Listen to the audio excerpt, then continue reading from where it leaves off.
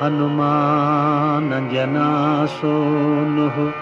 वायुपुत्रो महाबलः रामेष्टः फल्गुणसखः पिङ्गाक्षो अमितविक्रमः उदधिक्रमणश्चैव सीताशोकविनाशकः लक्ष्मणप्राणदाता च दशग्रीवस्य दर्पः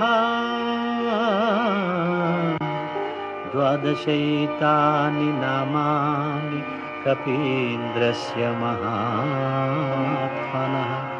स्वापकाले पठेन् नित्यं यात्राकाले विशेषतः तस्य मृत्युभयं नास्ति सर्वत्र विजयी भवेत्।